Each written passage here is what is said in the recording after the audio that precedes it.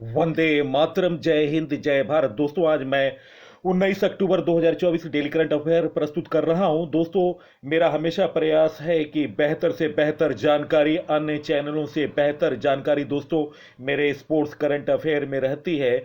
और संपूर्ण एक दिन पूर्व के मैं इवेंट को कवर करता हूं। आपने भी महसूस किया होगा कि बेहतर जानकारी मैंने आपको दी है। तो दोस्तों, वीडियो थोड़ी सी लंबी हो सकती है, लेकिन आज का वीडियो ऐतिहासिक वीडियो है और महत्वपूर्ण जानकारी। सबसे पहले सबसे तेज जानकारी के लिए स्टडी जॉन पीसी को फॉलो करो और सब्सक्राइब करो। तो दोस्तों, महत्वपूर्ण वीडियो को अपने साथियों को सोशल साइटों और स्टडी ग्रुपों पर शेयर करें।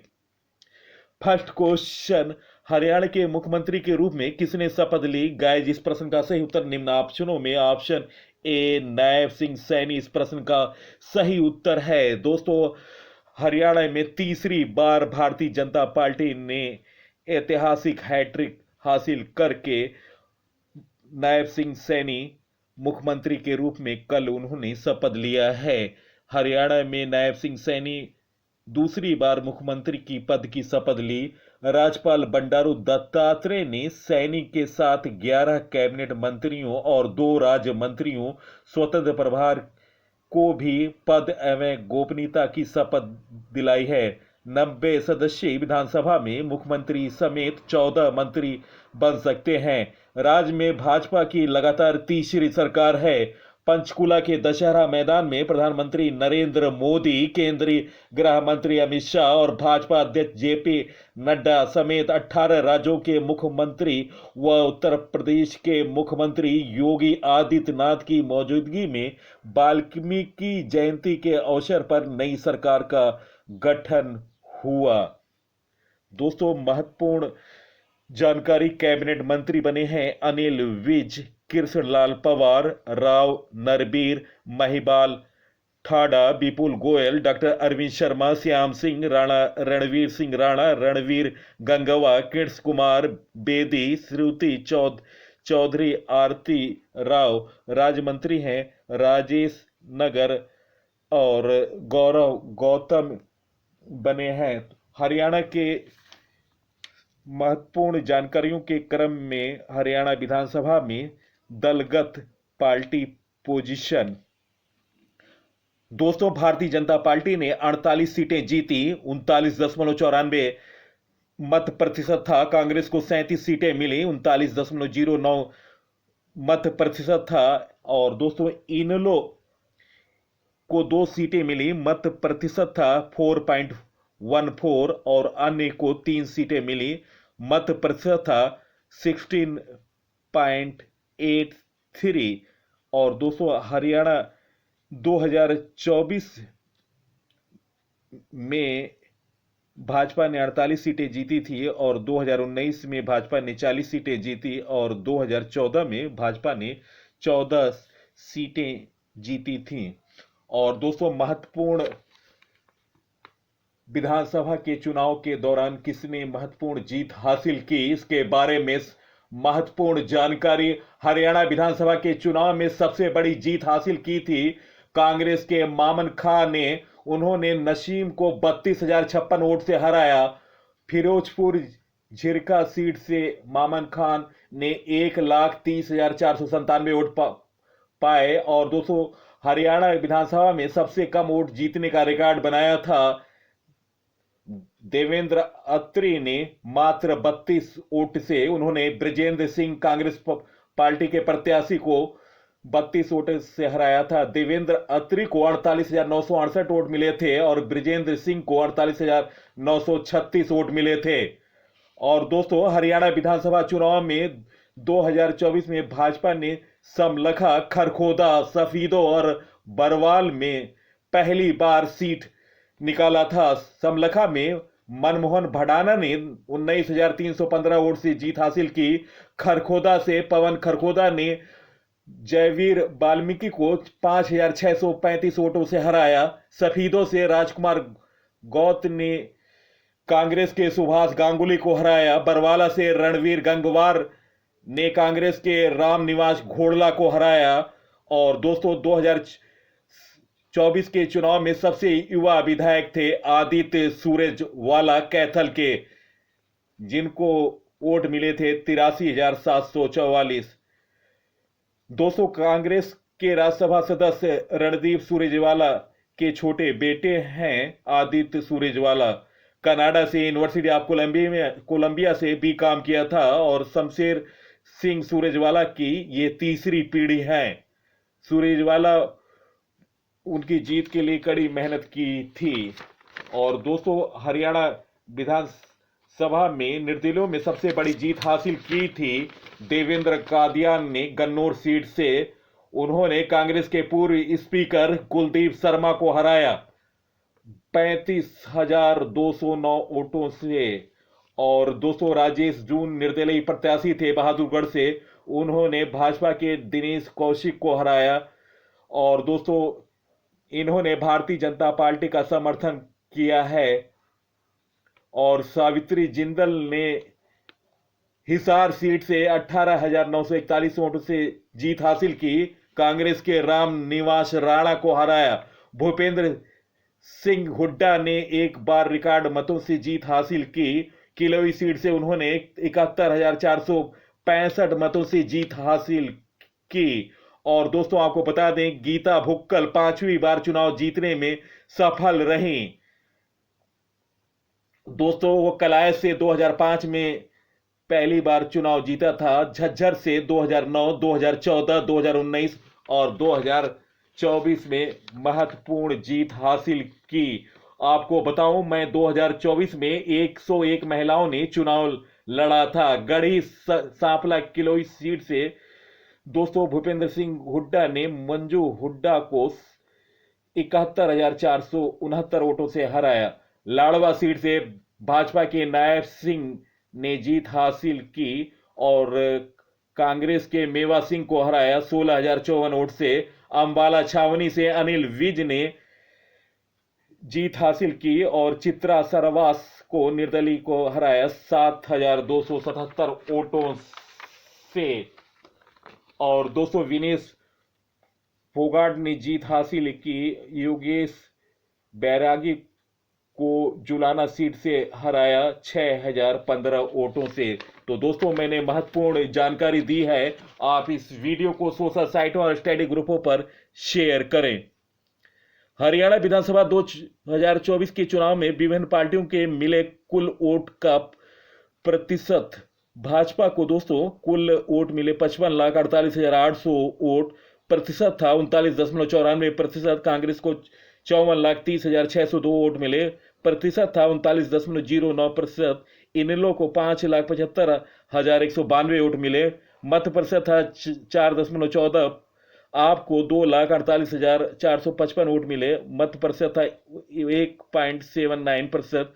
जजपा को 1,25,022 वोट मिले, मत प्रतिशत था 0.90%। निर्दलीय को 16,17,249 वोट मिले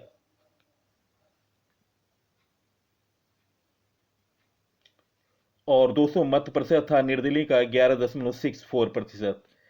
नेक्स्ट क्वेश्चन, महत्वपूर्ण क्वेश्चन। असम में 25 मार्च 1971 के बाद किस देश के आए सभी प्रवासी अवैध माने जाएंगे? गाइस, इस प्रश्न का सही उत्तर निम्न ऑप्शनों में। ऑप्शन ए बांग्लादेश इस प्रश्न का सही उत्तर है।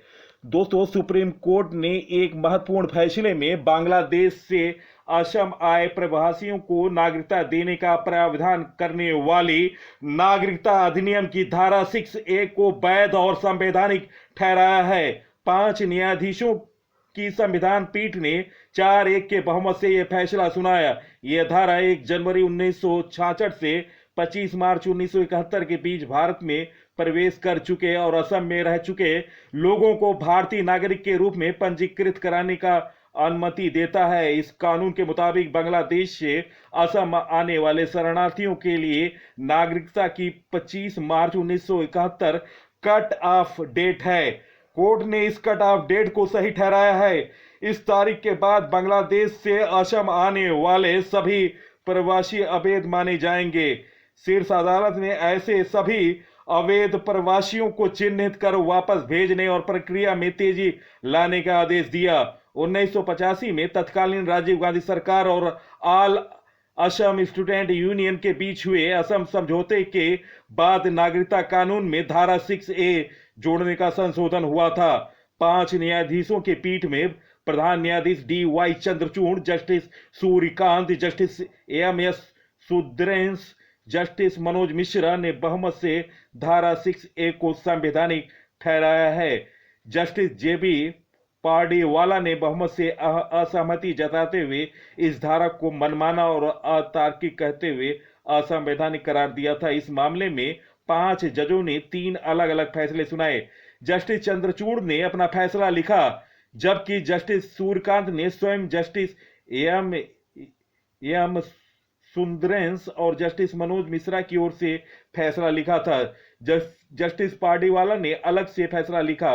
तीनों मिलाकर दोस्तों फैसला कुल 407 पृष्ठ का था। जस्टिस चंद्रचूड़ ने कहा कि धारा 6A को भारत में घुसपैठियों को प्रवाह रोकने और जो पहले से आ चुके हैं उनसे निपटने के लिए कानून में शामिल किया गया था।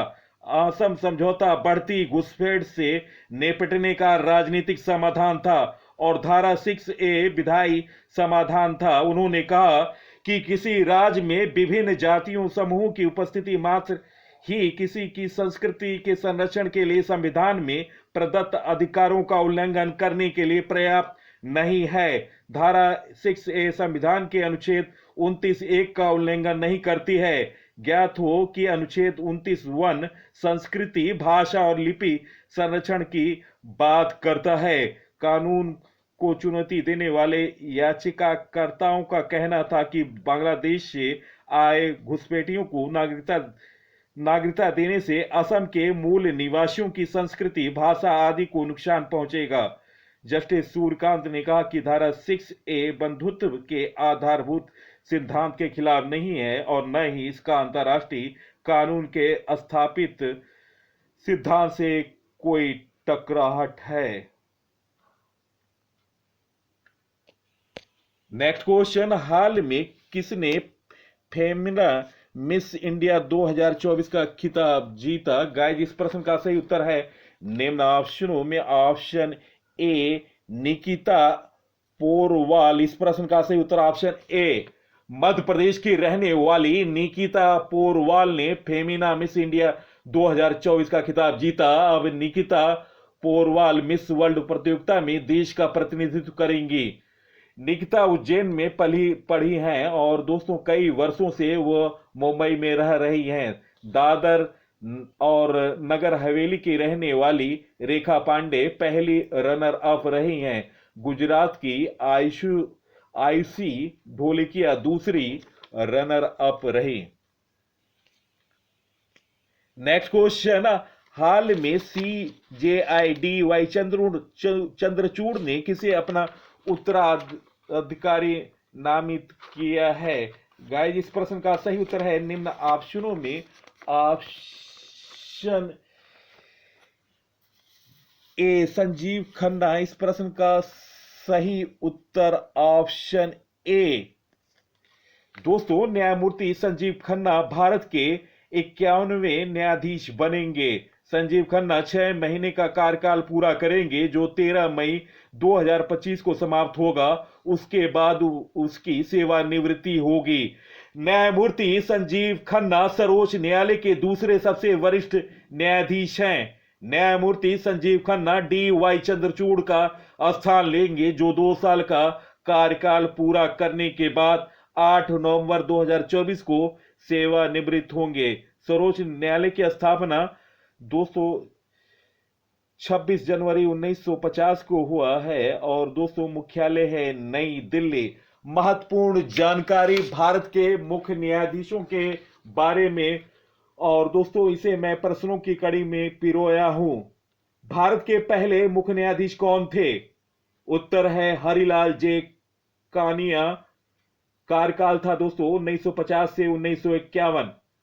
नेक्स्ट क्वेश्चन, भारत के सर्वोच्च न्यायालय के प्रथम भारतीय महिला न्यायाधीश कौन थी? उत्तर है फातिमा बीबी। सर्वोच्च न्यायालय के मुख्य न्यायाधीश को किसके द्वारा नियुक्त किया जाता है? उत्तर है भारत के राष्ट्रपति द्वारा। भारत के किस मुख्य न्यायाधीश ने भारत के राष्ट्रपति के रूप में कार्य किया है और भारत के पहले मुख्य न्यायाधीश थे? तो दोस्तों उत्तर है मोहम्मद हिदायतुल्ला, जो कि मुख्य न्यायाधीश थे और बाद में भारत के राष्ट्रपति बने।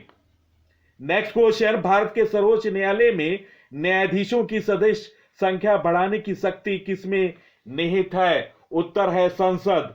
नेक्स्ट क्वेश्चन, भारत के किस मुख्य न्यायाधीश ने भारत के राष्ट्रपति के रूप में कार्य किया है? उत्तर है दोस्तों न्यायमूर्ति एम हिदायतुल्ला। नेक्स्ट क्वेश्चन, कौन सा अनुच्छेद सर्वोच्च न्यायालय की स्थापना से संबंधित है? उत्तर है अनुच्छेद 124। नेक्स्ट क्वेश्चन, भारत के सर्वोच्च न्यायालय की स्थापना कब हुई थी? उत्तर है 28 जनवरी 1950 को। नेक्स्ट क्वेश्चन, किसे हमारा संविधान के संरक्षक के रूप में जाना जाता है? उत्तर है सर्वोच्च न्यायालय। नेक्स्ट क्वेश्चन, किस दिन 4 न्यायाधीशों की नियुक्ति के बाद सर्वोच्च न्यायालयों की संख्या 30 से बढ़कर 34 हो गई? तो दोस्तों ये डेट याद रखें, सर्वोच्च न्यायालयों की संख्या 30 से बढ़कर 34 हो गई थी। डेट है 18 सितंबर 2019। नेक्स्ट क्वेश्चन, भारत के मुख्य न्यायाधीश और सर्वोच्च न्यायालय के न्यायाधीश संविधान के किस अनुच्छेद के तहत राष्ट्रपति द्वारा नियुक्त किए जाते हैं? तो दोस्तों ये अनुच्छेद है 124 के खंड 2। नेक्स्ट क्वेश्चन, हाल में किसे इलेक्ट्रॉनिक एवं आईटी मंत्रालय के डिजिटल कॉर्पोरेशन का एमडी नियुक्त किया गया? गाइस इस प्रश्न का सही उत्तर है निम्न ऑप्शनों में ऑप्शन ए आकाश त्रिपाठी। इस प्रश्न का सही उत्तर है ऑप्शन ए आकाश त्रिपाठी। इस प्रश्न का सही नियुक्ति है। दोस्तों महत्वपूर्ण नियुक्तियों के बारे में जानकारी, भारतीय रेलवे वित्त निगम के अध्यक्ष एवं प्रबंध निदेशक और मुख्य कार्यपालक अधिकारी का पदभार संभाला है मनोज दुबे ने, और अनुराग जैन को मध्य प्रदेश का नया मुख्य सचिव नियुक्त किया गया। जस्टिस शमीम अहमद ने मद्रास उच्च न्यायालय के न्यायाधीश के रूप में शपथ ली। एएसपी धारकर अगले वायुसेना उप प्रमुख नियुक्त हुए।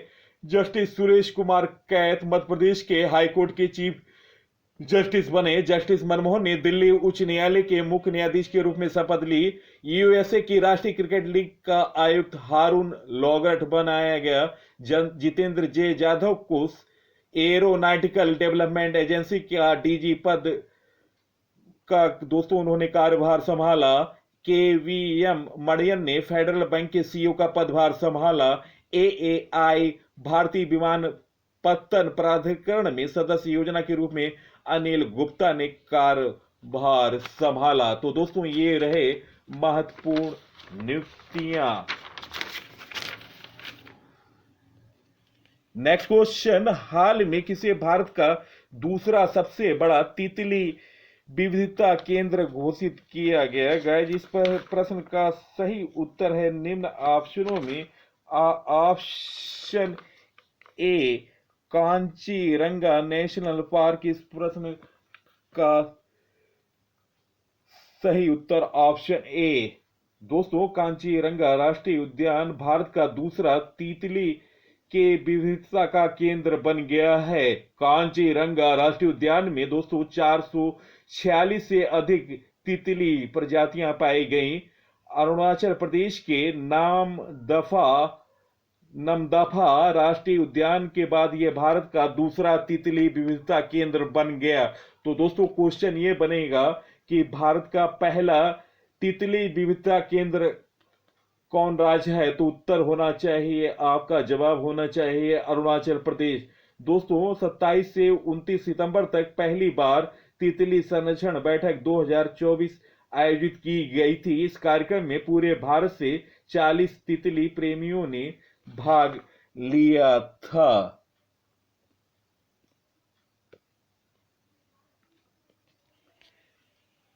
नेक्स्ट क्वेश्चन, हाल में किसे आंतरिक सुरक्षा मामलों का विशेष सचिव नियुक्त किया गया। गाइस इस प्रश्न का सही उत्तर है निम्न ऑप्शनों में ऑप्शन ए प्रवीण वशिष्ठ। इस प्रश्न का सही उत्तर ऑप्शन ए। नेक्स्ट क्वेश्चन, हाल में भारत ने किसके साथ 3.5 अरब डॉलर की ड्रोन डील पर हस्ताक्षर किया? गाइस इस प्रश्न का सही उत्तर है निम्न ऑप्शनों में ऑप्शन ए यूएसए। इस प्रश्न का सही उत्तर है निम्न ऑप्शनों में।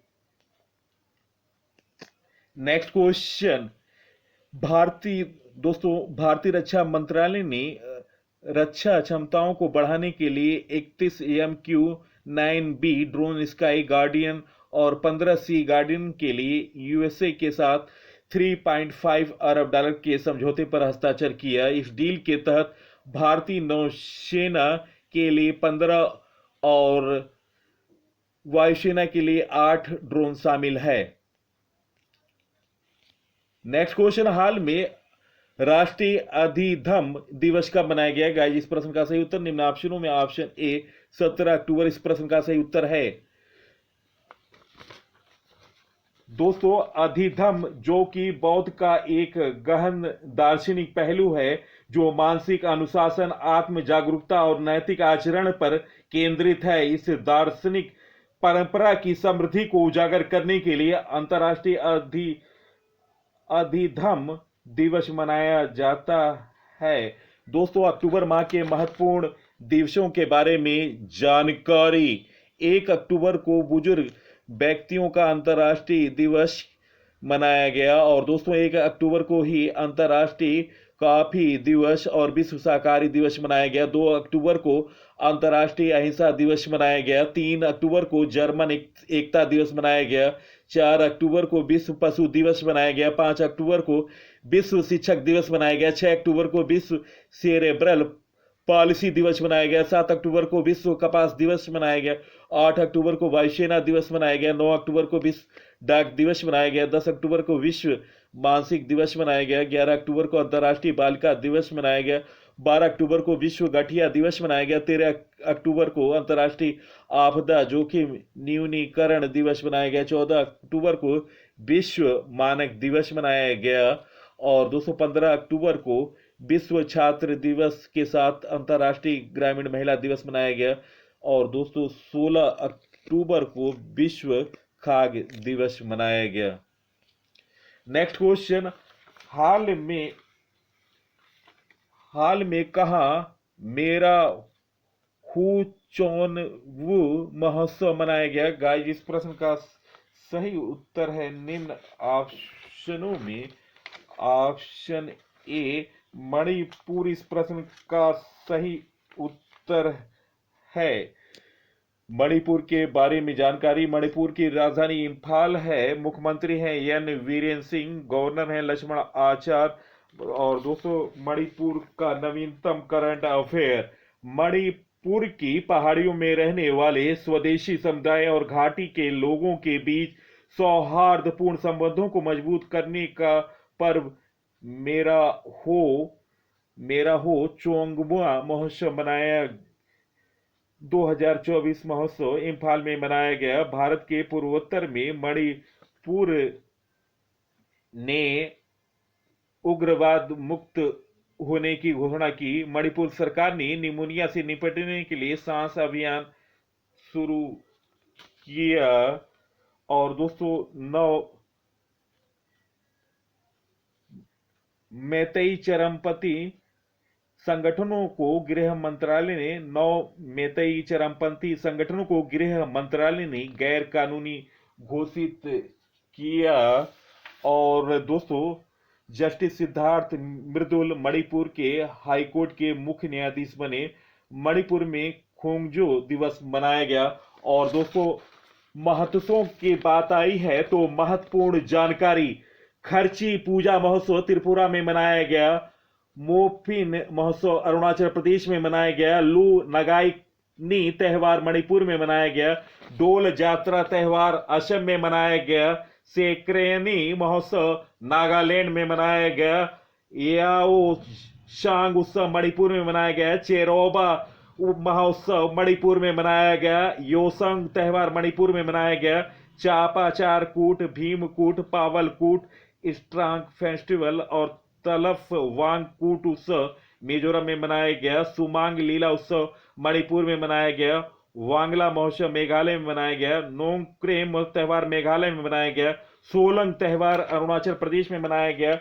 और दोस्तों तवी महोत्सव जम्मू कश्मीर में मनाया गया। कंचोत महोत्सव मनाया गया जम्मू कश्मीर में। बंगास वैली महोत्सव मनाया गया।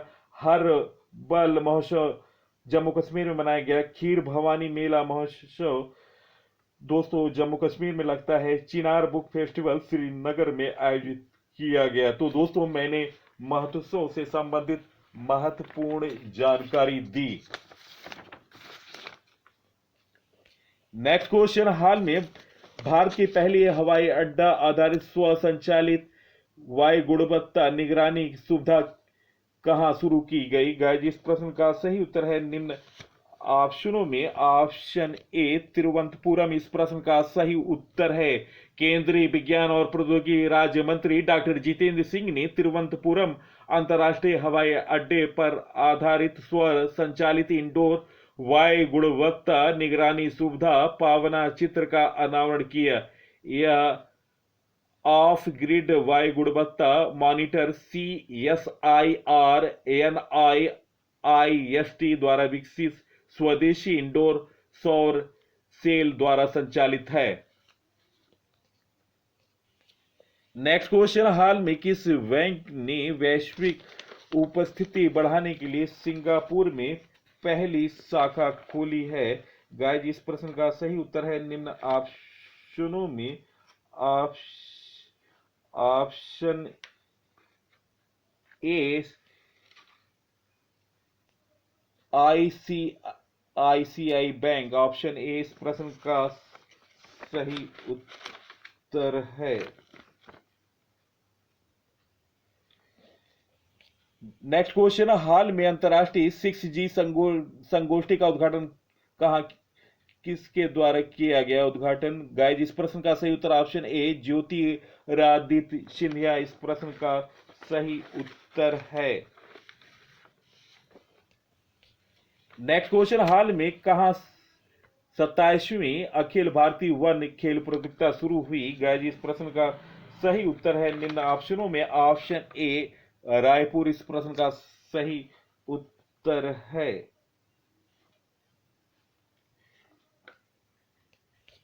नेक्स्ट क्वेश्चन, हाल में 7वीं अंतर्राष्ट्रीय सौर गठबंधन सभा कहां आयोजित की गई? गाइस इस प्रश्न का सही उत्तर है निम्न ऑप्शनों में। ऑप्शन ए नई दिल्ली इस प्रश्न का सही उत्तर है। दोस्तों अंतर्राष्ट्रीय सौर गठबंधन के बारे में जानकारी। इंटरनेशनल सोलर अलायंस की स्थापना 30 नवंबर 2015 में हुआ और मुख्यालय है गुरुग्राम और डायरेक्टर जनरल हैं doctor Ajay Mathur. Next question, हाल में कहां आसियान भारत ट्रैक 1 साइबर नीति वार्ता आयोजित हुई? गाइस इस प्रश्न का सही उत्तर है निम्न ऑप्शनों में। ऑप्शन ए सिंगापुर इस प्रश्न का सही उत्तर ऑप्शन ए। नेक्स्ट क्वेश्चन, हाल में भारत का प्रमुख आयातक स्रोत कौन बन गया? गाइस इस प्रश्न का सही उत्तर निम्न ऑप्शनों में। ऑप्शन ए चीन इस प्रश्न का सही उत्तर है। नेक्स्ट क्वेश्चन, भारत की पहली स्वदेशी बुलेट ट्रेन कौन सी कंपनी बनाएगी? गाइस इस प्रश्न का सही उत्तर है निम्न ऑप्शनों में। ऑप्शन ए BEML इस प्रश्न का सही उत्तर ऑप्शन ए। दोस्तों सरकारी कंपनी भारत अर्थ मूवर्स लिमिटेड BEHL 866.87 रुपए में भारत की पहली स्वदेश निर्मित बुलेट ट्रेन हाई स्पीड का निर्माण करेगी। यह जानकारी कंपनी ने स्टॉक एक्सचेंज को दी है। भारत अर्थ मूवर्स लिमिटेड BEML ने कहा कि उसे दो दो हाई स्पीड ट्रेन सेट के डिजाइन निर्माण और कॉन्ट्रैक्ट दिया गया है और भारतीय रेलवे उत्पादन इकाई इंटीग्रल कोच फैक्ट्री चेन्नई द्वारा दिए गए इस ऑर्डर में प्रत्येक ट्रेन में 8 कोच होंगे। इन ट्रेनों की कीमत दोस्तों 27.86 करोड़ रुपए प्रति कोच होगी। दोस्तों BEML की स्थापना भारतीय अर्थ मूवर्स लिमिटेड की स्थापना मई 1964 में हुई। मुख्यालय है बेंगलुरु कर्नाटक। चलते हैं दोस्तों महत्वपूर्ण स्पोर्ट्स करंट अफेयर की तरफ और आज के वीडियो में महत्वपूर्ण क्वेश्चन हैं। फर्स्ट क्वेश्चन, हाल में किस टीम ने टेस्ट में एशिया में न्यूनतम रन बनाने का रिकॉर्ड बनाया है? गाइस इस प्रश्न का सही उत्तर है निम्न ऑप्शनों में ऑप्शन ए। दोस्तों भारत ने मात्र 46 रन बनाए हैं 31.2 ओवर में। दोस्तों बेंगलुरु में 2 दिनों से हुई वर्षा के बाद गुरुवार को ज्यों ही चेन्नई स्टेडियम में टॉस जीतकर भारतीय कप्तान रोहित शर्मा ने पहले बल्लेबाजी करने का निर्णय लिया, वह आत्मघाती साबित हुआ। बांग्लादेश के विरुद्ध वर्षाबाधित कानपुर टेस्ट में रोहित ने टॉस जीतकर पहले गेंदबाजी चुनी थी, लेकिन मेहमान टीम का गेंदबाजी आक्रमण देखने के बावजूद पहले बल्लेबाजी चुनना समझ से परे था। पहले दिन वर्षा से धुल जाने के बाद गुरुवार को सुबह दोस्तों पानी बरसने के कारण खेल थोड़ा देर से शुरू हुआ। जब भारतीय टीम बल्लेबाजी करने उतरी तो आसमान में बादल छाए थे और इस स्थिति में न्यूजीलैंड के तेज गेंदबाजों ने के लिए यह आदर्श मौसम था और टीम साउथी की तिकड़ी ने अपनी स्विंग और सीम के बदौलत भारतीय बल्लेबाजों के नाक में दम कर दिया और भारत की पहली पारी 31.2 ओवर में कुल 46 रन पर सिमट गई। और दोस्तों न्यूजीलैंड की ओर से ओपनर डेवन कॉनवे ने 91 के अर्धशतक जड़ा और मेहमान टीम ने पहले दिन का खेल खत्म होने तक 3 विकेट पर 180 रन का स्कोर खड़ा किया। दोस्तों ये दूसरा दिन था, पहला दिन तो वर्षा के कारण खेल नहीं हो पाया था। दोस्तों भारत के महत्वपूर्ण टेस्ट न्यूनतम रिकॉर्डों के बारे में जानकारी। दोस्तों 46 रन भारत का न्यूजीलैंड के विरुद्ध बेंगलुरु में 2024 में सबसे कम स्कोर है। और दोस्तों भारत का 2021 में न्यूजीलैंड के खिलाफ 62 रन भी न्यूनतम स्कोर था और मुंबई में यह रिकॉर्ड भारत ने बनाया था 2021 में। और भारत का तीसरा सबसे न्यूनतम स्कोर है 75 रन वेस्टइंडीज के खिलाफ दिल्ली टेस्ट में 1987 में और दक्षिण अफ्रीका के खिलाफ 76 रन 2008 में भारत का न्यूनतम स्कोर था। और दक्षिण अफ्रीका के खिलाफ ही भारत ने 2015 में 79 रन बनाया था जो न्यूनतम स्कोर है। तो दोस्तों मैंने महत्वपूर्ण जानकारी दी भारत के टेस्ट न्यूनतम स्कोर के बारे में। नेक्स्ट क्वेश्चन, न्यूजीलैंड के खिलाफ 24 अक्टूबर को शुरू हो रहे 3 मैचों की वनडे सीरीज में भारतीय महिला टीम का नेतृत्व कौन करेंगी? गाइस इस प्रश्न का सही उत्तर निम्न ऑप्शनों में ऑप्शन ए हरमनप्रीत कौर इस प्रश्न का सही उत्तर है। दोस्तों 24 अक्टूबर को शुरू हो रहे न्यूजीलैंड के विरुद्ध 3 मैचों की श्रृंखला के लिए भारतीय महिला टीम का कप्तान हरमनप्रीत को बनाया गया है। दोस्तों टीम इस तरह है, हरमनप्रीत कौर कप्तान, स्मृति मंधाना उप कप्तान, शेफाली वर्मा, डी हेमलता, दीप्ति शर्मा, जेमिमा रोड्रिग्स, यास्तिका भाटिया, उमा छेत्री, सयाली सतगरे, अरुधंती रेड्डी, रेणुका सिंह ठाकुर, तेजल हसनबी, साइमा ठोकरे, प्रिया मिश्रा, राधा यादव और श्रेयंका पाटिल। दोस्तों आपको बता दें, ऋचा घोष इस सीरीज में उपलब्ध नहीं होंगी क्योंकि वे 12वीं बोर्ड की परीक्षा की तैयारी कर रही हैं। Next question, legends league 2024 cricket LLC 2024 का चैंपियन कौन बना? गाइस इस प्रश्न का सही उत्तर है निम्न ऑप्शनों में। ऑप्शन ए सदर्न सुपरस्टार इस प्रश्न का सही उत्तर है। सदर्न सुपरस्टार ने गुरुवार को कोणार्क सूर्यास उड़ीसा को कड़े मुकाबले में सुपर ओवर में हराकर लीजेंड्स लीग क्रिकेट एलएलसी 2024 का चैंपियन बना। सदर्न सुपरस्टार ने 20 ओवर में 6 विकेट पर 164 रन का स्कोर खड़ा किया था। इसका लक्ष्य पीछा करते हुए उड़ीसा को अंतिम गेंद पर 2 रन की आवश्यकता थी, लेकिन यूसुफ पठान 1 रन बनाकर रन आउट हो गए और इस तरह सदर्न सुपरस्टार चैंपियन बना लीजेंड्स लीग 2024 का। नेक्स्ट क्वेश्चन, सैफ महिला चैंपियन के पहले मैच में भारत ने पाकिस्तान को कितने गोल से हराया? गाइस इस प्रश्न का सही उत्तर है निम्न ऑप्शनों में। Option A 5-2।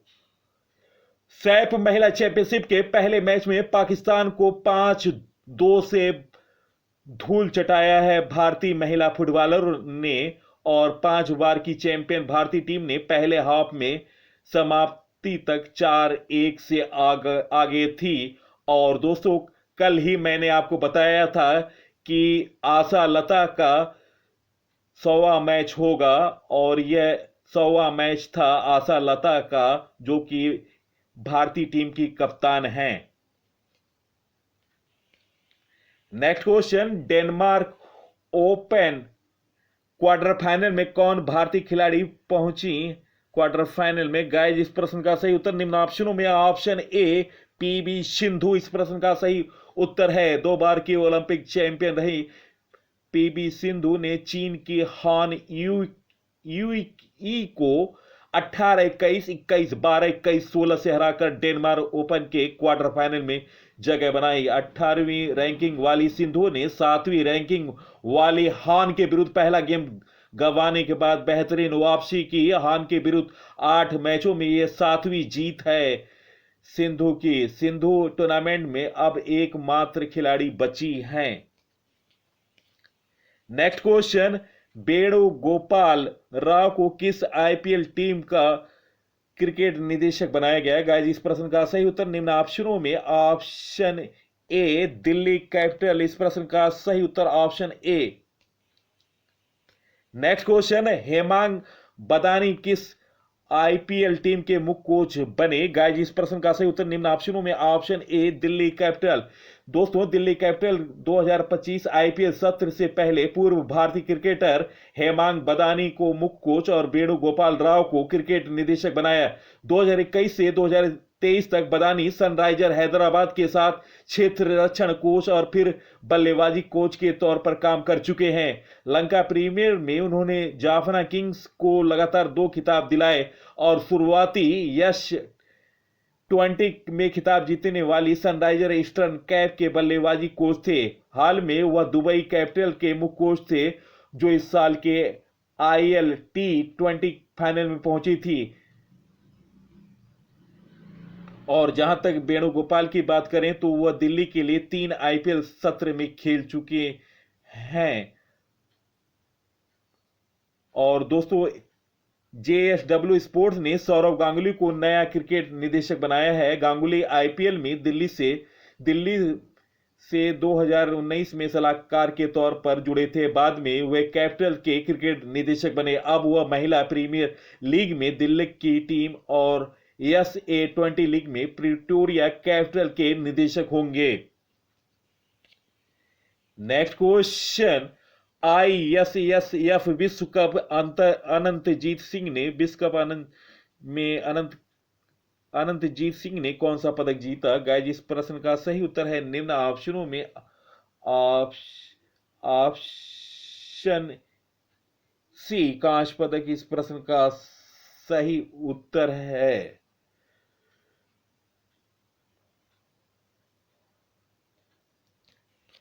Next question, T20 विश्व कप के सेमीफाइनल में दक्षिण अफ्रीका की टीम ने किसको हराया? गाइस इस प्रश्न का सही उत्तर है निम्न ऑप्शनों में ऑप्शन ए इंग्लैंड इस प्रश्न का सही उत्तर है ऑप्शन ए।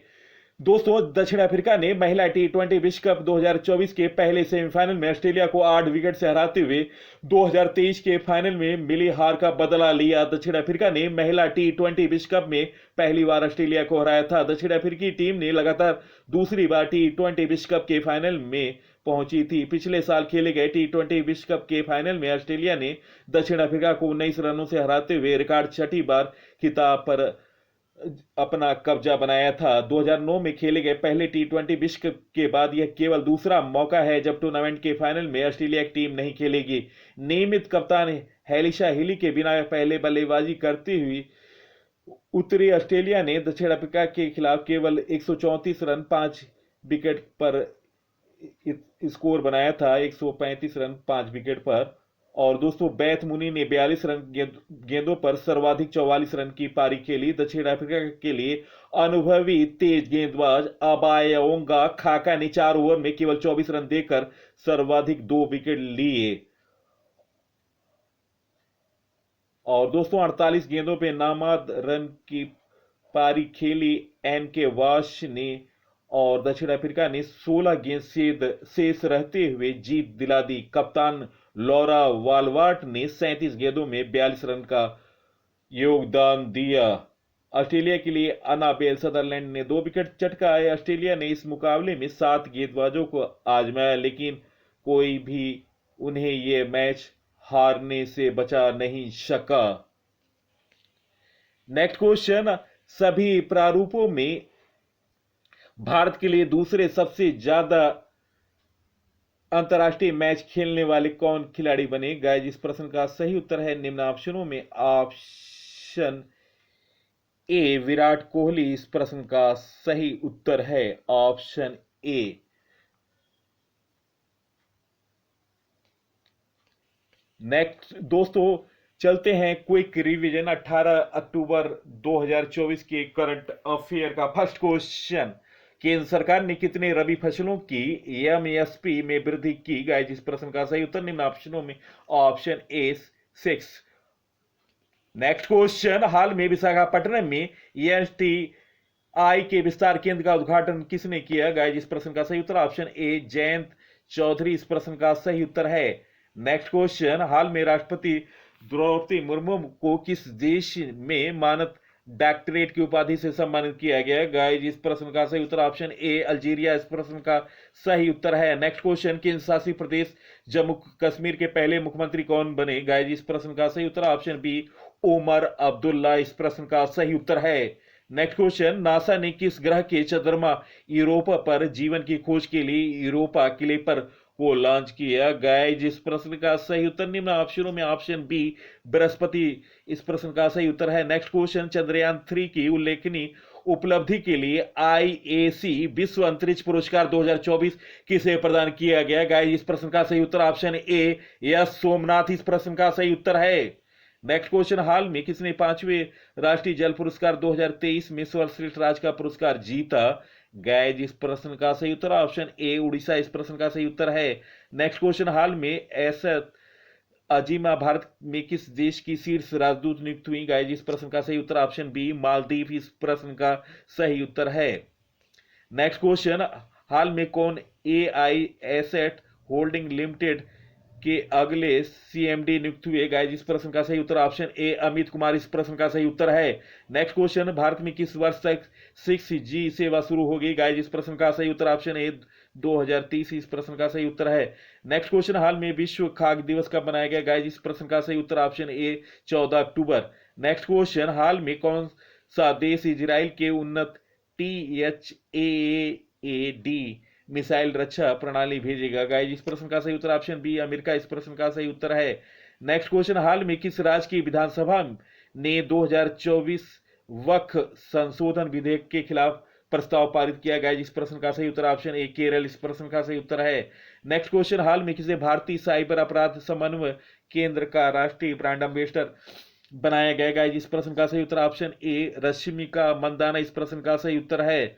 नेक्स्ट क्वेश्चन, हाल में रक्षा मंत्री राज सिंह ने कहा नौसेना रडार स्टेशन की आधार शिला रखी गई? इस प्रश्न का सही उत्तर ऑप्शन ए तेलंगाना इस प्रश्न का सही उत्तर है। नेक्स्ट क्वेश्चन, हाल में भारत और किस देश के बीच चौथी 2+2 वार्ता नई दिल्ली में हुई? गाइस इस प्रश्न का सही उत्तर ऑप्शन ए ऑस्ट्रेलिया इस प्रश्न का सही उत्तर है।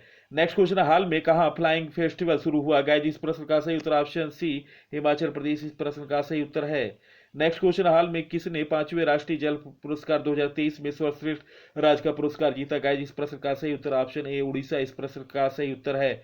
नेक्स्ट क्वेश्चन, हाल में कहा सेना ने काकसर ब्रिज के नाम बदलकर कैप्टन अमित भारद्वाज सेतु रखा? गाइस इस प्रश्न का सही उत्तर ऑप्शन ए लद्दाख इस प्रश्न का सही उत्तर है। दोस्तों प्रश्नों का चयन और पीसी सर की लगातार मेहनत और रिकॉर्डों से जानकारी अगर आपको अच्छी लगी है तब आप इस वीडियो को सोशल साइटों और स्टडी ग्रुपों पर शेयर करें। सबसे पहले सबसे तेज जानकारी के लिए स्टडी जोन पीसी को फॉलो करो और सब्सक्राइब करो। और दोस्तों एक दिन पूर्व मैं भारत के सैन्य प्रमुखों के बारे में महत्वपूर्ण वीडियो डाला हुआ है और जिसे जिसे मैंने डिस्क्रिप्शन में भी लिंक डाला हुआ है, आप इसे देखें। बेहतर वीडियो है और महत्वपूर्ण जानकारी है और अपडेटेड वीडियो है। तो दोस्तों इसी के साथ मैं इस अंक से विदा ले रहा हूं। अगले अंक में आपसे मुलाकात होगी, तब तक के लिए नमस्कार, वंदे मातरम, जय हिंद, जय भारत।